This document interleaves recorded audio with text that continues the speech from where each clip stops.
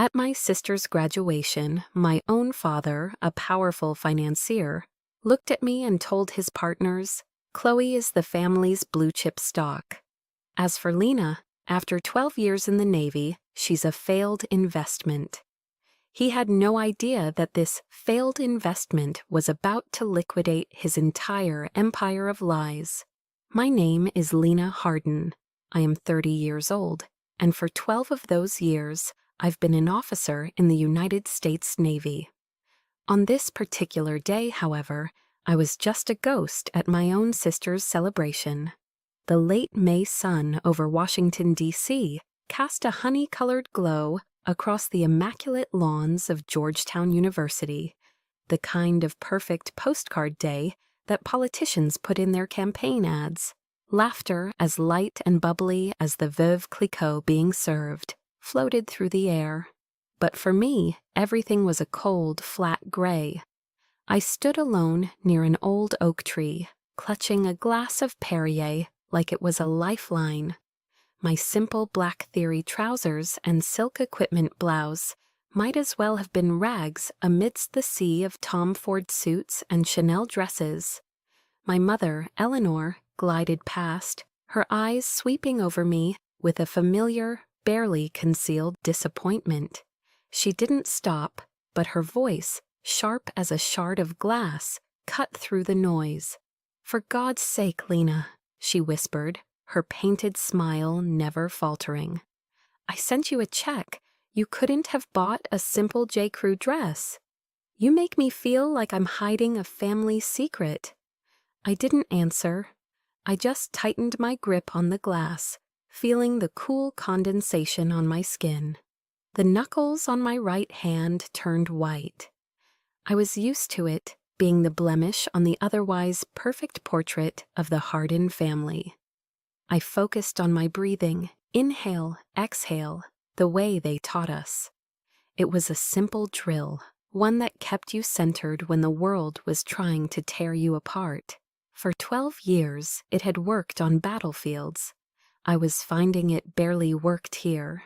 Then my father, Richard Harden, made his grand entrance.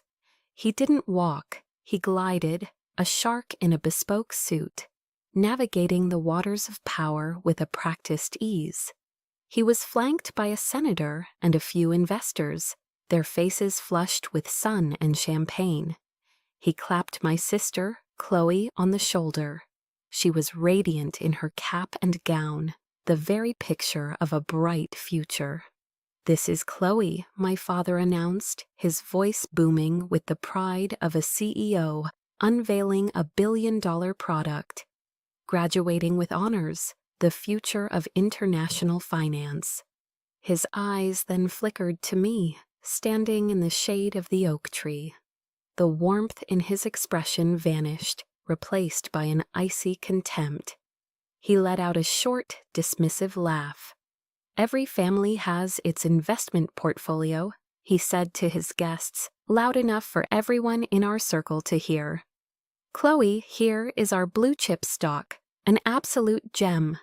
He paused, gesturing vaguely in my direction with his champagne flute. "And Lena?" He shrugged, a theatrical gesture of indifference. "After 12 years in the Navy, she's a failed investment, a total loss." The laughter that followed was strained, but it was still laughter. It felt like a physical blow, a fist to the gut that knocked all the air out of my lungs. My training kicked in. My face remained a mask, impassive, a blank slate forged in the hell of Bud-ass training. I locked my eyes on the distant spire of Healy Hall, focusing on a single point, a sniper's trick to steady the world when it starts to spin. And that's when the world truly started to spin. It began as a low hum, a distant thrumming that was easy to mistake for the wind. But it grew and grew until it became a deafening roar that ripped through the polite chatter. The classical music from the string quartet screeched to a halt. Heads turned, searching the perfect blue sky. A gray MH-60S Seahawk helicopter, a Navy bird of prey, descended from the heavens. It was a brutal, mechanical beast invading this garden of refined power. The downdraft from its rotors whipped across the lawn like a miniature hurricane, sending graduation caps flying, flipping over cocktail napkins, and making a woman in a Philip Treacy hat shriek as she clamped it to her head. People scattered, their expensive shoes sinking into the soft grass as they ran for cover. With the precise grace of a predator, the helicopter touched down on the main lawn. The side door slid open. 3 soldiers in full combat gear jumped out, their M4 carbines held at a low ready. They didn't point their weapons, but their presence was a statement. They formed a tactical triangle, securing the landing zone. It was a scene straight out of a Michael Bay movie, dropped into the middle of a DC garden party.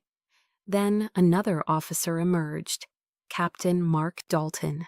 He ignored the chaos, his boots striding purposefully across the grass, straight towards me. In front of my stunned family and hundreds of gawking guests, he snapped to attention and delivered a salute so sharp it could cut glass. "Commander Hardin," he said, his voice clear and strong. "We need you." My father's jaw dropped. My mother's hand flew to her mouth. Commander," Richard stammered, the word foreign and unbelievable on his tongue. Dalton's voice boomed over the winding down engines. "Lieutenant Commander Lena Hardin, Naval Special Warfare Command requires your immediate presence." He turned, handing the university's dean a sealed, official-looking envelope. Then he leaned in close to my ear, his voice dropping to an urgent, low whisper. "This is bad, Commander," he said, the words a cold shock against my skin. "Morch Holdings, your name is on a contract for equipment we never received. You're in a world of shit." I gave him a single sharp nod. The initial shock was already crystallizing into something else, something cold and hard and familiar. Resolve. I turned my back on the frozen tableau of my family. I didn't look at my father's ashen face or my mother's horror. I walked toward the waiting steel bird, each step steady and sure. I was leaving their world behind and stepping back into mine. A new war had just begun. The roar of the Seahawks' engines faded as we banked over the Potomac River, the glittering monuments of Washington, D.C. shrinking below us. My cold resolve from the university lawn remained, a hard shell around the chaos churning inside. Morch Holdings. My name on a fraudulent contract, my father's shocked face. The pieces were a tangled mess, but the feelings they unearthed were old and painfully familiar. As the helicopter carved a path towards the Washington Navy Yard, my mind slipped its leash, pulling me back into the past, back to the moments that had built the map of my family's disappointment. I remember one Christmas Eve in our sprawling Bethesda home. The Fraser fir tree stood sentinel in the living room, touching the cathedral ceiling, dripping with hand-blown glass ornaments and shimmering lights. It was a scene of perfect, magazine-worthy affluence. My sister, Chloe, 17 at the time, let out a squeal of delight as she tore open her gift, the keys to a brand-new metallic blue BMW 3 Series. My father, Richard, beamed, placing a hand on her shoulder. "An investment in your future at Georgetown, sweetheart," he'd said, his voice thick with pride. My gift was next. I was 18. My acceptance letter to the Naval Academy clutched in my hands like a winning lottery ticket. He handed me a simple, cream-colored envelope from his breast pocket. Inside was a check for $500. My mother, Eleanor, leaned in, her smile as brittle as the ornaments on the tree. "For you to buy a few things, dear. Something a little more feminine. They'll teach you how to march at that school. But I do hope you won't forget how to walk in heels." The words were a gentle caress, but the message was a slap. Their love wasn't a gift, it was a transaction. Chloe's was an investment, mine was a consolation prize for having strayed so far from their expectations. The check felt flimsy and insulting in my hand, a stark contrast to the solid, promising weight of the car keys in Chloe's. The memories kept coming, each one a perfectly preserved specimen of their disapproval. I remember the day I told them my plan after graduating from the academy. Not law school, not an MBA. I was applying for SEAL training. We were in my father's study, a room paneled in dark mahogany and lined with leather-bound books he'd never read. He didn't yell. Yelling would have been too emotional, too messy. Instead, he leaned back in his high-backed leather chair, steepling his fingers, and looked at me with the cold, appraising stare he usually reserved for underperforming stocks. "Lena," he said, his voice dangerously calm, "I had hoped the academy would cure you of these rebellious notions. A daughter of Richard Hardin does not need to prove her worth by rolling around in the mud with men who have no other options in life." He picked up a crystal paperweight, turning it over and over in his hand. "There is no return on investment in that career path. You are actively damaging the family brand." The family brand. That was the word he used, not my happiness, not my calling, not my honor. A brand. A carefully constructed image of East Coast success, of Ivy League degrees and summers in Nantucket. My choice was a stain on that brand, an act of sabotage he couldn't comprehend. To him, my desire to serve, to push myself to the absolute limit of human endurance, was nothing more than a foolish, unprofitable rebellion. The sting of that memory was still fresh when another surfaced, a charity gala at the Chevy Chase Country Club. I was home on leave, and my mother had insisted I attend. "It's important to be seen, Lena," she'd said. I wore a simple navy blue dress, the most formal thing I owned that wasn't a uniform. One of my mother's friends, a woman dripping in diamonds, asked me what I did. Before I could form an answer, my mother had swept in, her laugh a tinkling bell. "Oh, she works for the government," Eleanor said, waving a dismissive hand. "Some boring national security project. You know how it is." Boring national security projects. That was her term for missions in the Horn of Africa, for nights spent hunting pirates in the Arabian Sea, for moments where my life and the lives of my men had hung by a thread. She wasn't protecting my operational security, she was protecting her own social standing. She was ashamed that her daughter was a warrior, not a debutante. In her world, power was wielded in boardrooms and at dinner parties, with soft words and sharp deals, not with a rifle. The helicopter landed with a gentle bump at the Navy Yard. The wave of memories receded, leaving behind the cold, hard sediment of the present. I stepped out into the humid DC air, the smell of the Anacostia River filling my lungs. Dalton was waiting for me. Those old wounds no longer made me want to cry. They were scar tissue now, thick and tough. I had spent my entire adult life trying to build an identity as separate from their world, an identity forged in courage and sacrifice, not cash and connections. And now the very name I had bled for had been dragged into their world of greed and deceit. I looked at Dalton, my voice steady, betraying none of the turmoil inside. "They took my name," I said. "Now I'm going to take everything back." My quest for the truth was no longer just about clearing my name.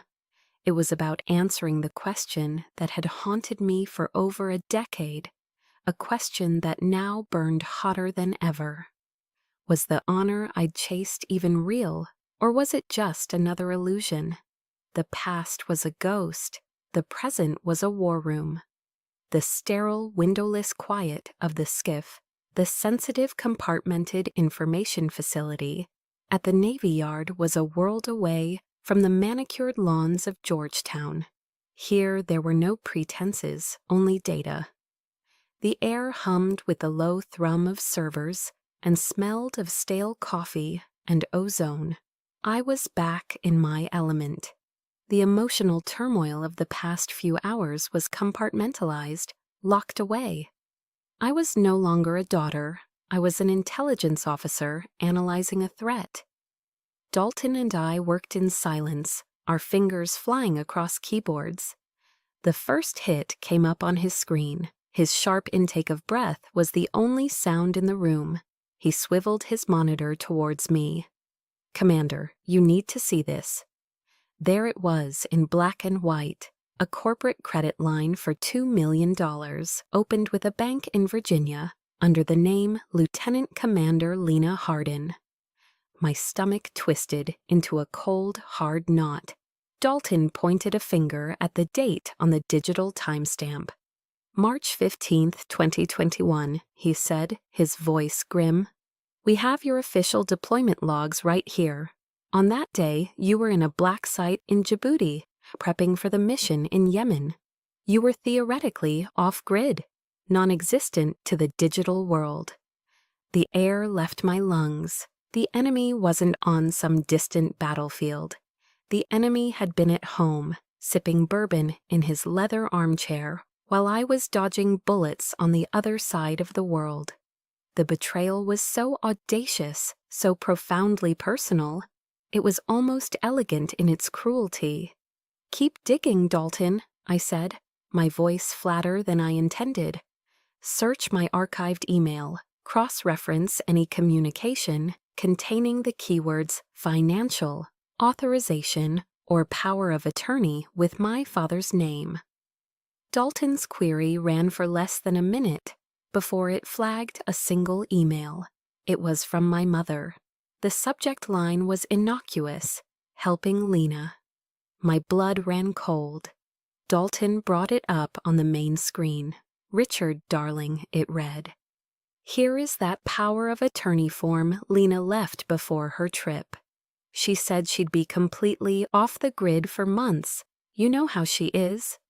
Could you look this over for her? She trusts you so much. Love, L." Attached was a file. Power of attorney, Juglina PDF. I stared at that one line. She trusts you so much. My trust, the simple, daughterly trust that I had maintained despite years of emotional neglect, had been weaponized. It had been handed over, gift-wrapped, by my own mother. Whether through sheer naivety or willful ignorance, she had loaded the gun and given it to the man who was now pointing it at my head. "The IP address," I said, the words feeling like gravel in my mouth. "The one that uploaded the file for the credit application. Trace it." Dalton's fingers tapped out the command. A map of the DC metro area filled the screen, a red pin blinking ominously. It pulsed over a neighborhood in Bethesda, Maryland. Bradley Manor. I didn't need to see the street name. I knew that place. It was the house where a grand piano I was never allowed to learn sat collecting dust because I lacked the aptitude. It was the house with the library where my father lectured me on my life's failings. It was my parents' house. The last remnants of shock evaporated, replaced by an ice-cold rage that spread through my veins. This wasn't a misunderstanding. This wasn't a mistake. This was a calculated, meticulously planned operation. "Bring up the PDF, Dalton." He opened the attachment from my mother's email. It was a durable power of attorney document, granting Richard Hardin the full, unrestricted legal authority to act on my behalf in all financial matters.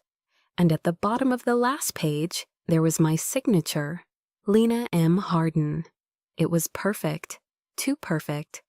A flawless digital forgery, likely lifted from a scanned copy of my military service records. He had used my own career, the very thing he despised, as the instrument of my betrayal. For a single, terrifying second, I felt a sensation. I thought I'd trained out of myself years ago. Helplessness. The feeling of being completely and utterly outmaneuvered. Of having my own identity stolen and used against me by the one person who was supposed to protect me. But it only lasted a second. Discipline is a muscle. 12 years of relentless training had made mine iron hard. The helplessness vanished, burned away by a surge of pure, unadulterated fury. I pushed back from the console, my chair scraping against the floor. I stood up, my spine ramrod straight. The mission parameters had just become crystal clear. I turned to face Dalton. His eyes were wide with concern, but I met his gaze with a look he knew well. It was the look I got right before a breach. "Dalton," I said, my voice as sharp and cold as steel. "Find me a civilian lawyer, a shark, someone who isn't afraid of blood." The address Dalton gave me wasn't on K Street, the gleaming corridor of lobbyist and big law power. Instead, it led me to DuPont Circle, to a historic brick building with a worn brass plaque that simply read, A. Ruiz, Attorney at Law. The office on the second floor felt less like a law firm and more like a boxer's gym. The air smelled of old paper and strong coffee. The walls were a collage of framed newspaper clippings, headlines detailing victories against monolithic corporations and entrenched government agencies. This was not an office built to impress, it was a war room built to win. Behind a large cluttered desk sat Angela Ruiz. She was a sharp, energetic woman in her 40s, a former Marine JAG major, and the shark I had asked for. She didn't rise or offer a handshake. She just watched me with intelligent, assessing eyes as I took the seat opposite her. "Commander," she began, her voice crisp and devoid of pleasantries. "I've reviewed the preliminary file Captain Dalton sent over. Let's be clear. This isn't a typical family dispute over an inheritance. This is financial warfare waged against a commissioned officer of the U.S. military. My question for you is simple. Are you prepared to launch a nuclear weapon into your own living room?" I sat straight-backed, the way I was trained. I laid out the facts as I knew them, the credit line, the forged signature, the IP address, presenting the information with the dispassionate precision of a mission briefing. I didn't speak of the pain, the years of quiet humiliation. I spoke only of the data, the evidence, the what, not the why. Angela listened, her gaze never leaving my face. She nodded slowly, taking it all in. When I finished, she leaned forward, and for the first time, a flicker of something other than professional assessment crossed her face. "They see your service as a long vacation, don't they?" she said, the words hitting me with the force of a physical impact. "A convenient absence that allows them to do whatever they please. They have no concept that when you're off the grid, you're in a place where a single wrong decision gets people killed. They don't respect it." I just stared at her. For the first time in my life, someone had articulated the core of my silent wound. It wasn't pity in her voice. It was the clear-eyed understanding of a fellow veteran, a shared language that no one in my family could ever speak. A crack appeared in the armor I'd worn for so long. Angela turned her attention to the scanned power of attorney document on her monitor, her demeanor shifting back to that of a predator. She zoomed in on the signature. "This is a digital lift and paste, clean but amateurish if you know what to look for." She clicked through a few screens, bringing up the file's metadata. "But look here," she pointed. "The document was created with a specialized editing software, a program that certain defense contractors favor for creative accounting, a program that's explicitly forbidden on any DoD networked system. A slow smile spread across her face. It was the smile of a shark that had just tasted blood in the water. Your father isn't just a crook, Commander. He's a sloppy one. We've got him. This is felony wire fraud. After the meeting, Angela walked me to an independent coffee shop down the street, a place with worn wooden floors and local art on the walls. She ordered 2 black coffees. "Listen to me, Lena," she said, her tone serious now.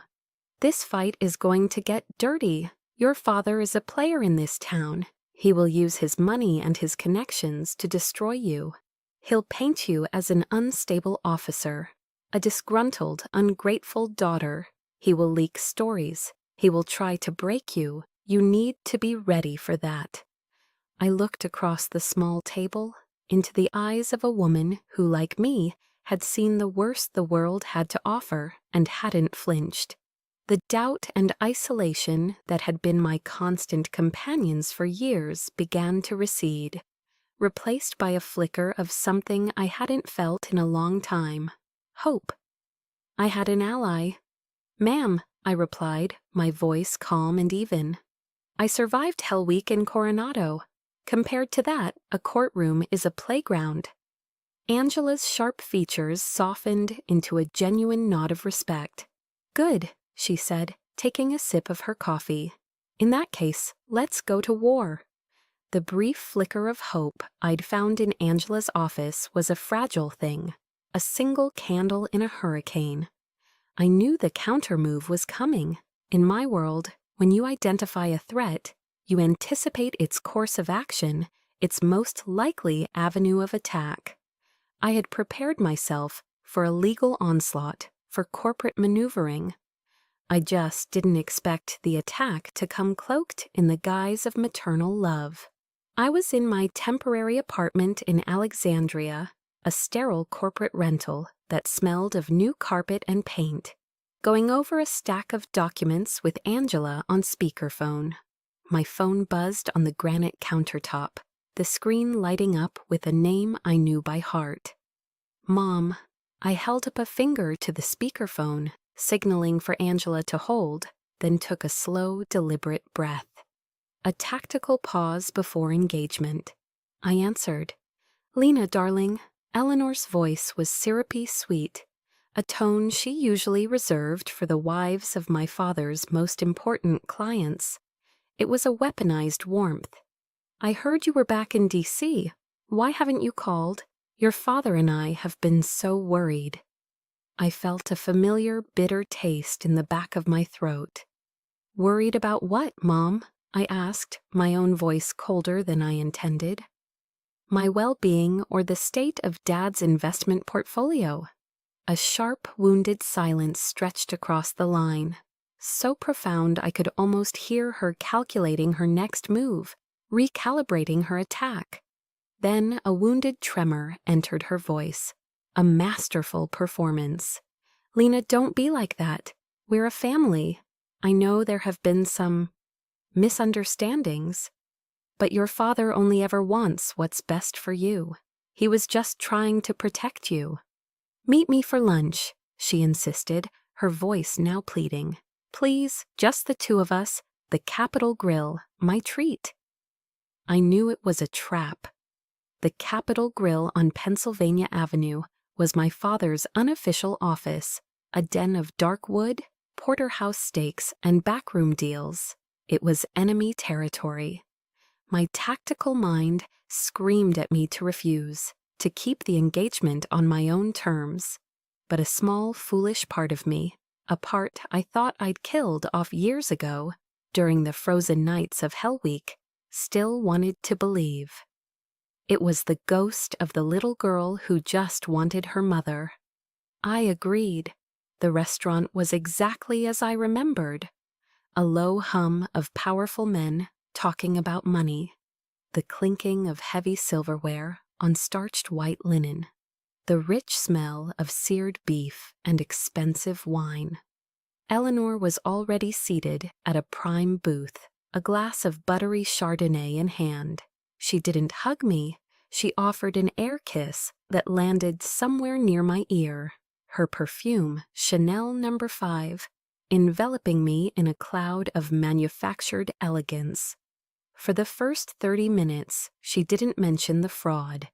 She performed a flawless monologue about Chloe's brilliant job prospects, the upcoming DC charity season, and the damaging rumors that were starting to circulate around the Chevy Chase Club.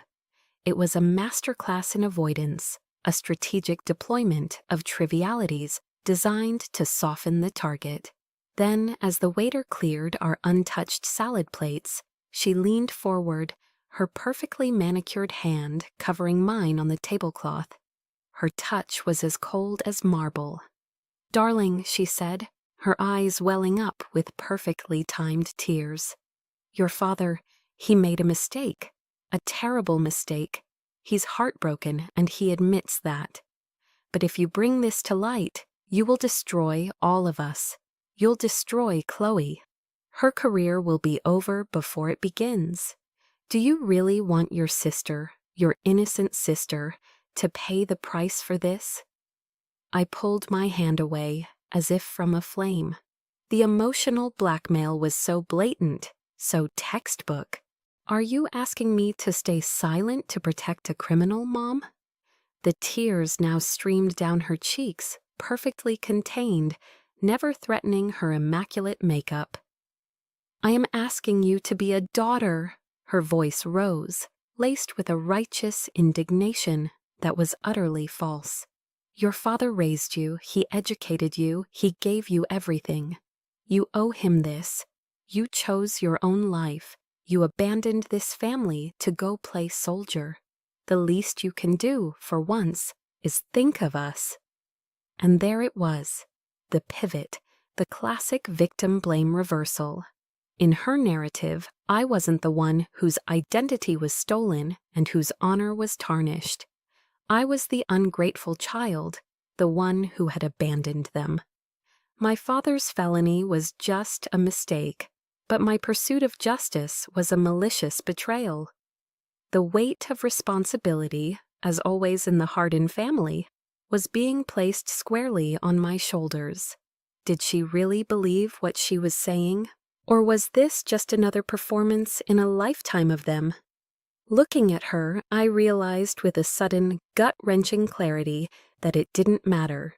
The effect was the same. I stood up. My movements were calm, deliberate. I took 2 $50 bills from my wallet and placed them on the table, more than enough to cover my Caesar salad and iced tea.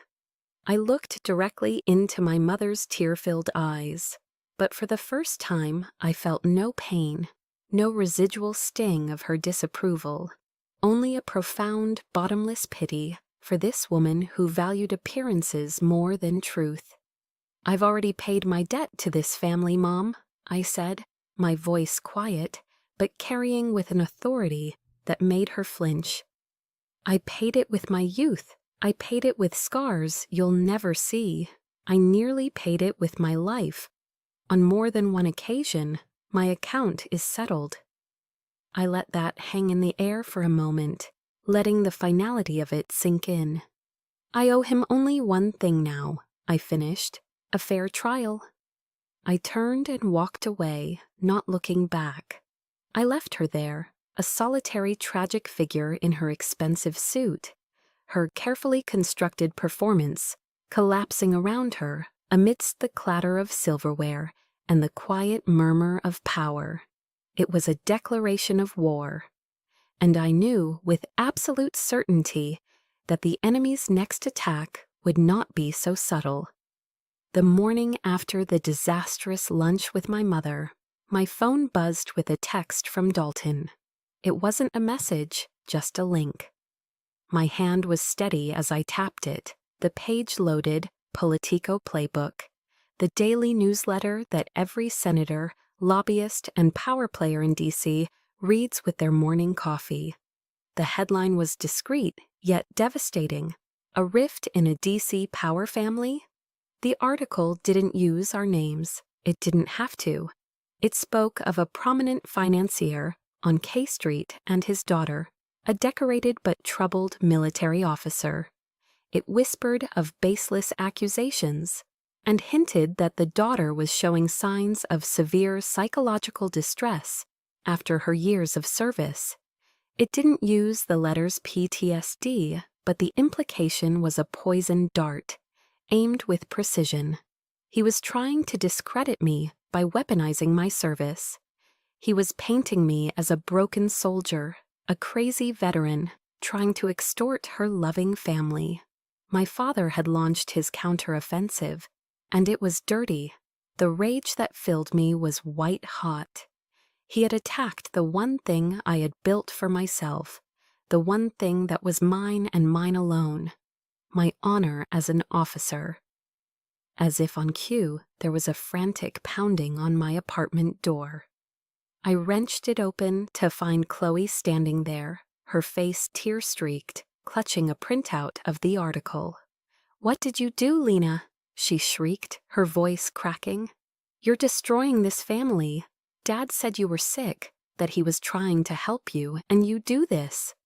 I looked at my sister, at her perfect, privileged world, a world built on a foundation of lies she never had to see.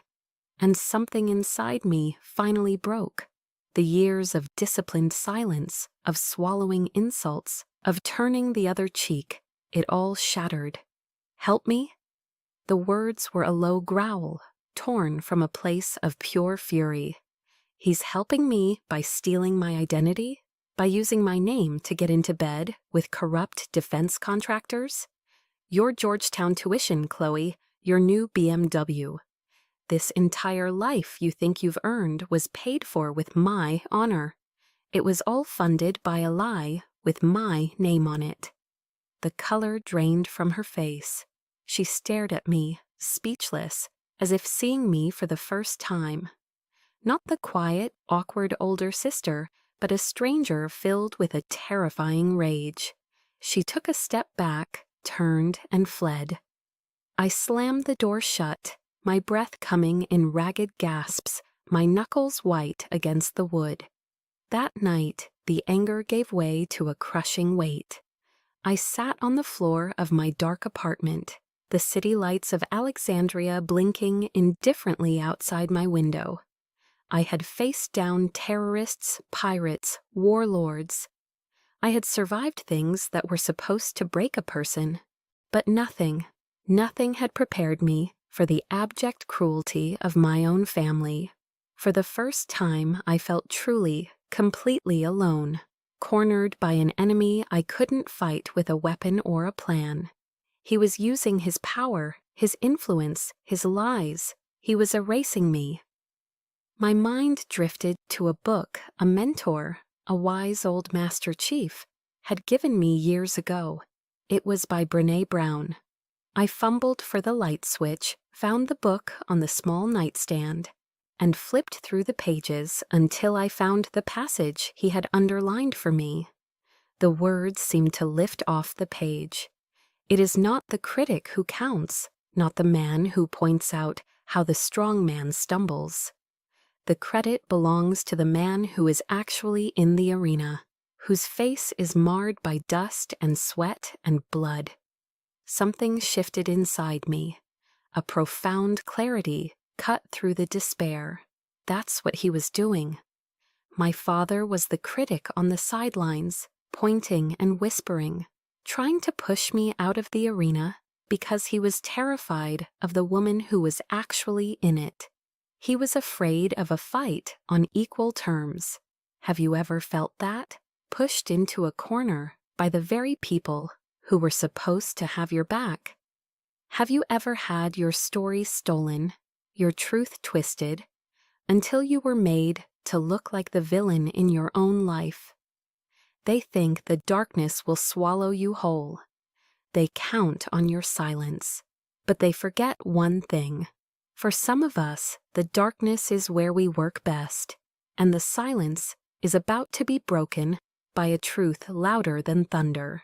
I stood up, the exhaustion replaced by a cold, energizing fury.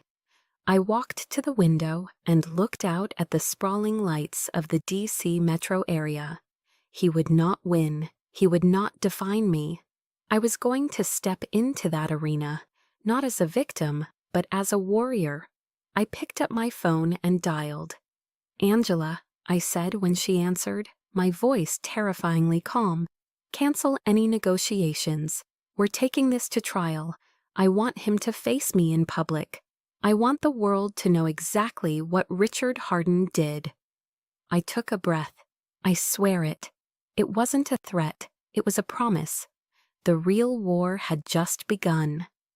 My vow to Angela wasn't an emotional outburst. It was a mission directive.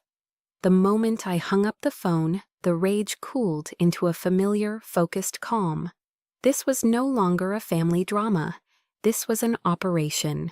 The objective: dismantle my father's empire of lies. The means: irrefutable proof. The first step was to establish an unbreachable timeline. I flew to Naval Amphibious Base Coronado in California. Stepping onto the base felt like coming home. The salty Pacific air, the rhythmic chants of trainees on the grinder. It was the world where I made sense, but I wasn't there for comfort. I was there for ammunition. Dalton met me outside the administrative building. Together, we walked into the records archive, a secure, climate-controlled vault that held the unfiltered history of my career. I presented my credentials to the chief petty officer on duty. "I need my complete deployment logs and all fit reps for the last 10 years, I said. The chief, a man with 20 years of service in his eyes, looked at me with professional curiosity, but complied without question. He had no idea the dry, bureaucratic documents he was pulling were about to become explosive charges in a different kind of war. Under the harsh fluorescent lights of a small conference room, Dalton and I laid out the files. It was a decade of my life, reduced to dates, coordinates, and performance evaluations. A world of black and white, of verified facts. We cross-referenced every fraudulent transaction Angela had uncovered. March 15, 2021. The $2 million credit line was signed in a bank in Richmond, Virginia. My fit rep for that period stated, "LCDR Harden led a high-risk reconnaissance mission at coordinates, redacted, Gulf of Aden, September 10, 2022. A brokerage account was opened in my name in Delaware. My deployment log confirmed, engaged in joint training exercises with French GIGN forces, French Alps." One by one, every lie my father had constructed was smashed against the granite wall of military fact. There was a cold, satisfying certainty to it. He had built his case on my absence, on the secrecy of my life. He never imagined that my secret life was the most meticulously documented one on the planet. While I was gathering my alibis, Angela was on the offensive in DC. She called me late one night, her voice electric with discovery. "I've got another one, Lena, a shell corporation. Meridian Impact LLC, registered in Delaware, the go-to state for corporate anonymity." "What's the connection?" I asked. "It's been receiving small consulting payments from a subsidiary of Morch Holdings, and the sole managing member, Richard Harden." She wasn't finished. "It gets worse. To open the corporate bank account, he needed a secondary form of ID. He submitted a scanned copy of a Georgia driver's license, in your name." I had never even been to Georgia, except to change planes at the Atlanta airport. "The IP address that uploaded the file," Angela continued, her voice grim, "traced back to his office building on K Street. He didn't just steal your identity, Lena. He created an entirely new one for you, a ghost he could control." The final piece of the puzzle came from Dalton. He was reviewing old communication logs when he remembered something. "Years ago, Commander," he said, looking up from his laptop, "your life insurance policy, There was an issue with the beneficiary designation while you were deployed. I had to call your emergency contact. My father. Calls involving sensitive personnel data are automatically recorded for security purposes, Dalton said, a slow grin spreading across his face. We made the request through official channels to the NCIS. A few hours later, a secured audio file landed in my inbox. We listened in the quiet of the conference room. We heard the voice of a younger Dalton. I need to confirm some information with Lieutenant Commander Hardin's legal power of attorney. And then, my father's voice, smooth, confident, and dripping with condescension. This is Richard Hardin. I'm her power of attorney. You can speak with me. Click. It was the sound of a bear trap snapping shut. A cold smile touched my lips. The evidence was compiled, cross-referenced, and verified. The lies, the forgeries, the sheer breathtaking arrogance of it all. It was all there, a perfect chain of evidence. I looked at Dalton. He just nodded. He knew. We have enough ammo, Dalton, I said, closing my laptop. Time to load the magazines. The hearing room for the Federal Civilian Review Board was a place designed to intimidate. It was all dark mahogany, muted gray carpet, and heavy silence, presided over by a panel of 3 stone-faced adjudicators. The air was cold and still. My father, Richard Hardin, sat at the respondents' table, flanked by a team of lawyers, whose suits probably cost more than my car. He looked relaxed, confident, even bored. He was a shark in his natural habitat, a master of a world governed by loopholes and plausible deniability. He nodded politely to the panel, a man among his peers. Then the doors at the back of the room opened and I walked in. The quiet murmur of the room died instantly. Every head turned. I wasn't wearing a business suit. I wasn't dressed as a civilian plaintiff. I was wearing my Navy service dress blues, the formal high-collared uniform of dark navy blue, adorned with the full array of ribbons and medals I had earned over 12 years. The gold stripes of a lieutenant commander shone on my sleeves. The seal trident, my most sacred symbol, was pinned over my heart. I was not a daughter suing her father. I was a commander in the United States Navy, reporting a crime. I saw a flicker of something in my father's eyes, not fear, not yet, but annoyance, a crack in his composure. This was not the narrative he had prepared for. I walked with a steady, measured pace to the petitioner's table and took my seat beside Angela. I didn't look at him. I looked at the panel. Angela rose. She was a force of nature, calm and commanding. "Good morning, members of the board," she began. "My client, Lieutenant Commander Lena Hardin, is here today, not to air a family grievance, but to report a grave series of federal offenses that used her military service and her identity as a weapon against her." She began her presentation, a systematic, relentless barrage of facts. Each piece of evidence was a missile launched at my father's fortress of lies. First, the world map appeared on the large screen behind the panel. A pin marked my location in the Gulf of Aden. On March 15, 2021, Angela stated, her voice sharp, when a $2 million line of credit was opened in my client's name in Virginia, LCDR, Hardin was here, leading a high-risk counter-piracy operation. Another pin appeared in the French Alps. When a brokerage account was opened in her name, she was here, conducting joint training.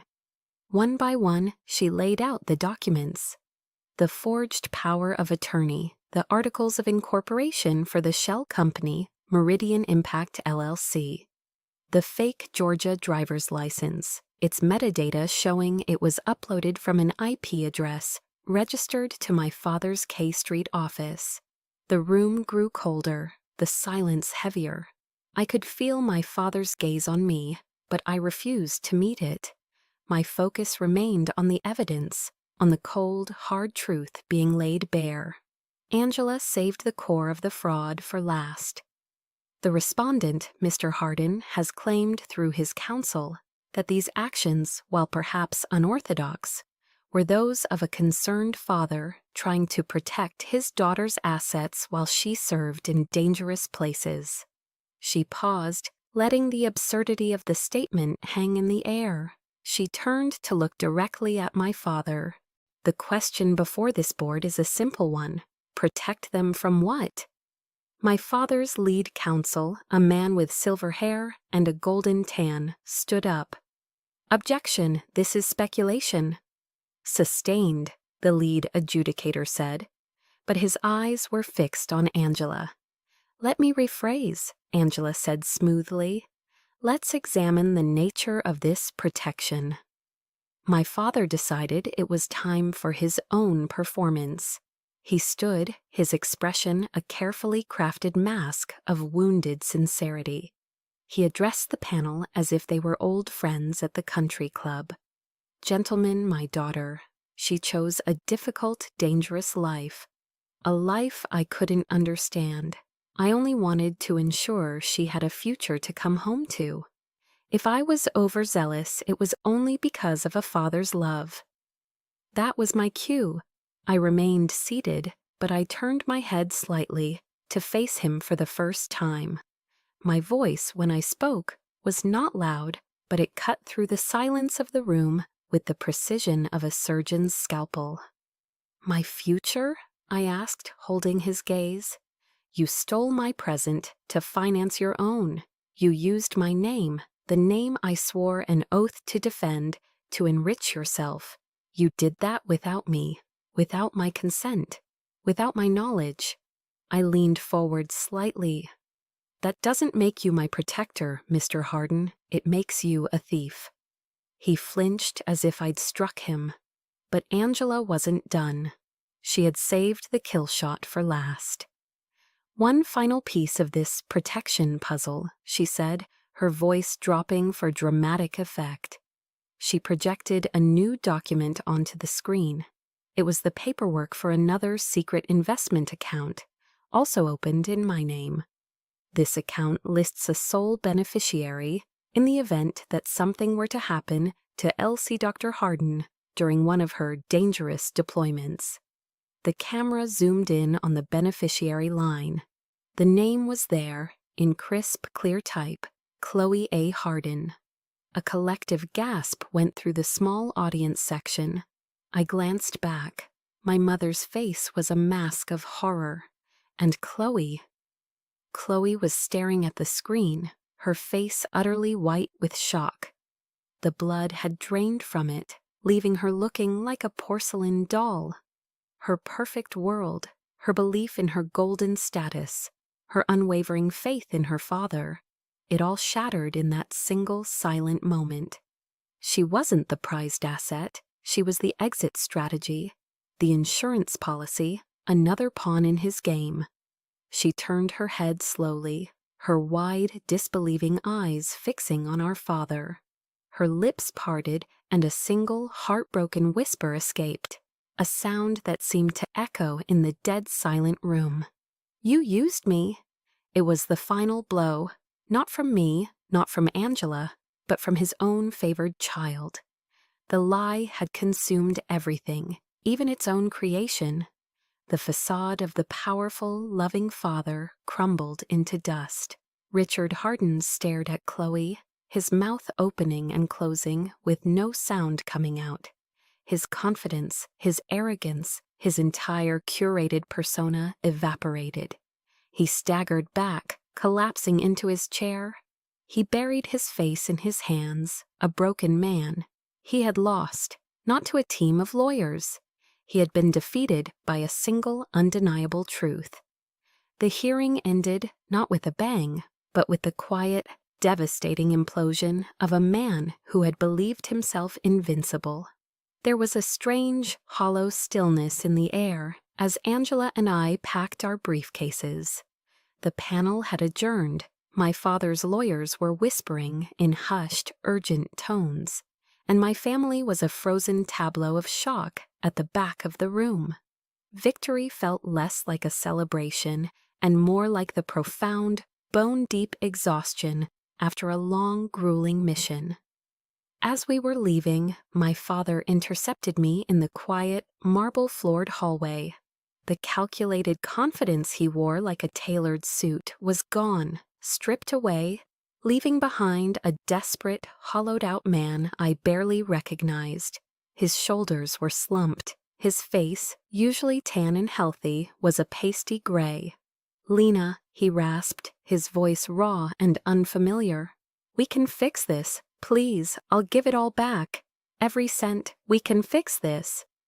I looked at him, truly looked at him, and felt a stunning lack of emotion.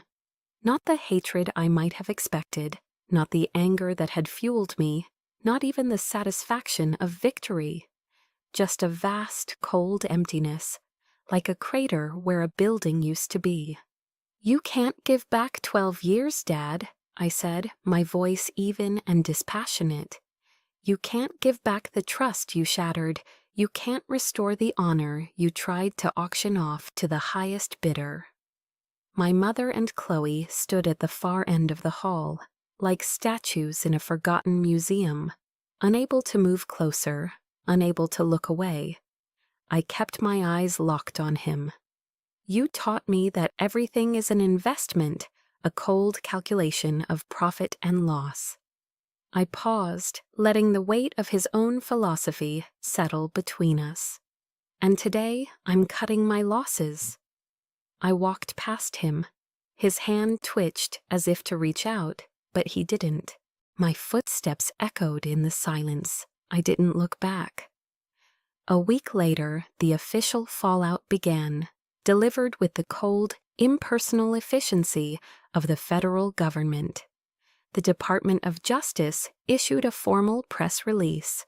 The words were clinical, brutal, and public.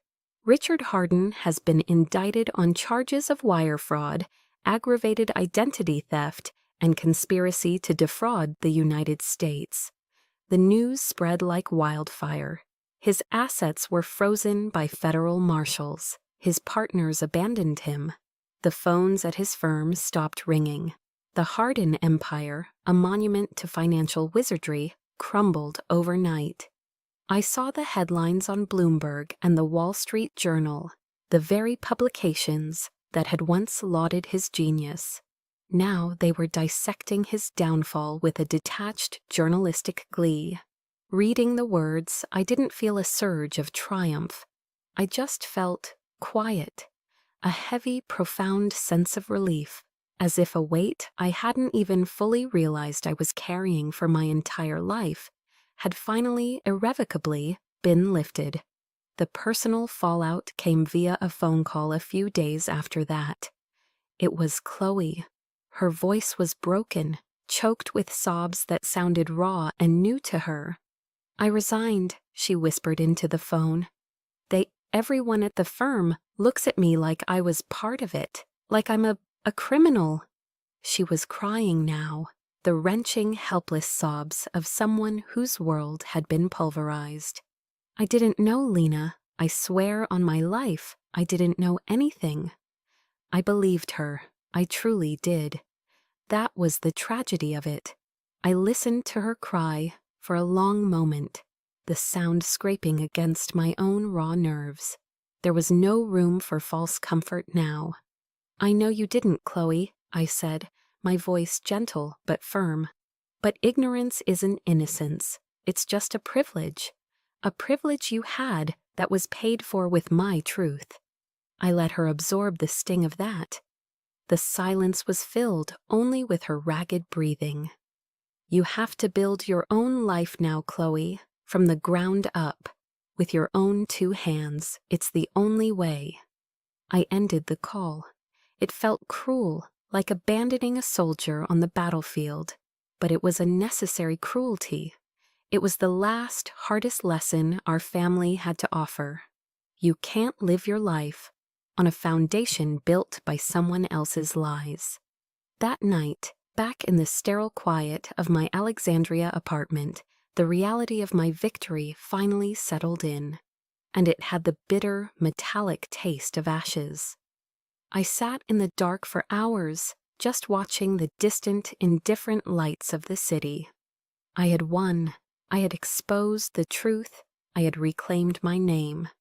But in doing so, I had systematically dismantled my own family. The demolition was complete. There was nothing left but rubble. I thought of the chaplain on our team, a good man who had seen more than his share of broken things. He was fond of quoting the Bible, not to preach, but to find anchors in the storm. A line came to me then, from the Gospel of John, "And you will know the truth, and the truth will set you free." I had found the truth, and I was, in a way, free. Free from the crushing weight of their expectations, free from the quiet shame, free from the suffocating web of lies. But as I sat there in the silence of that empty room, I realized that freedom felt a lot like loneliness. The battle to clear my name was over, but a new one, a quieter, more difficult one, was just beginning. I had to learn how to live in this new, unburdened silence. I had to figure out what home and family were supposed to mean now, when the old definitions had been burned to the ground. 6 months later, I stood in a place far removed from any courtroom or corporate office. I stood in the Hall of Heroes at the Pentagon, a sacred space where the names of America's bravest are enshrined. The air here was different, hallowed, heavy, with sacrifice and honor. I wasn't in my service dress blues. At my own request, I wore my desert combat uniform, the sandy, worn fatigues of a warrior. This honor wasn't for a commander at a desk, it was for a SEAL in the field. The Secretary of the Navy stood before me, reading a citation for an act of valor that had remained classified until now. He spoke of a mission in Yemen years ago, the very mission I was on when my father was busy forging my name on fraudulent contracts. The details were sparse, as they had to be, but they spoke of a firefight, a wounded teammate, a decision made under impossible pressure. As he finished, he took the silver star from its velvet box and pinned it to my chest. The weight of it was small, but its significance was immense. Camera flashes popped like distant gunfire. I looked out into the crowd of starched uniforms and serious faces, and I found them. Dalton, Angela, a few of the guys from my team.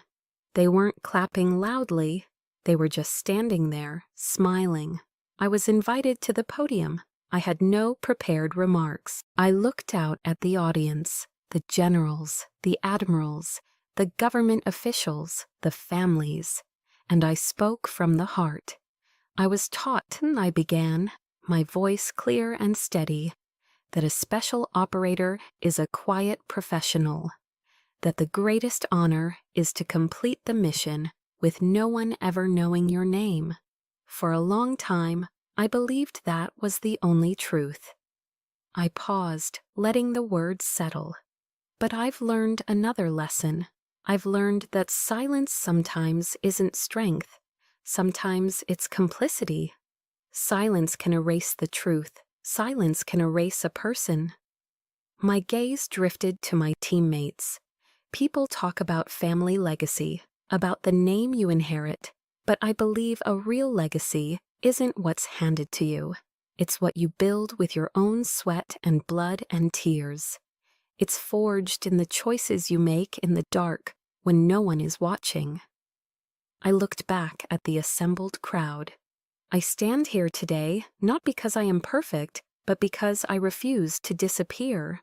I am not the daughter of a financier.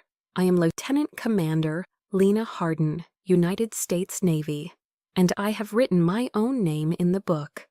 A wave of applause, strong and sustained, filled the hall. For the first time, it felt like it was for me, for the real me. Later that evening, I skipped the formal reception. Instead, I met my team at a small, unassuming veterans bar in Arlington, the kind of place with faded flags on the walls and the smell of spilled beer and old stories in the air. We crowded into a worn wooden booth. There was no talk of the trial, no mention of Richard Hardin. We just drank our Sam Adams, traded old sea stories, and laughed. The easy, unburdened laughter of brothers in arms. I took the small velvet box from my pocket and opened it. The silver star gleamed under the dim bar lights. I didn't put it away. I didn't place it in a glass case. I set it gently on the scratched surface of the table, right next to a faded, dog-eared photograph of our team, taken in the desert sun after a long mission. I looked at the familiar, smiling faces in the picture, the men who had shared their last drops of water with me, who had trusted me with their lives. This was my legacy. This was my family. It was a profound realization. The journey hadn't just been about seeking justice. It had been about discovering what truly mattered. It wasn't about proving my worth to those who would never see it. It was about honoring the bonds forged in fire, the loyalty of those who had stood by me when the world turned its back. The message of my own life, I realized, was simple. Never let anyone else hold the pen. A true legacy isn't the name you're given, but the one you earn. I took a long drink of my beer, the cold glass a welcome comfort in my hand. And for the first time in a long, long time, I felt like I was finally home. My journey to this moment, to this feeling of being home, was about finding my truth and my voice. And I know I'm not the only one who has had to fight that battle. Your story, your journey, has value. It deserves to be heard. If this resonated with you, I invite you to share a part of your own story in the comments. Let's build a community where every voice is honored. And if you want to hear more true stories of resilience and justice, please subscribe and become a part of our mission.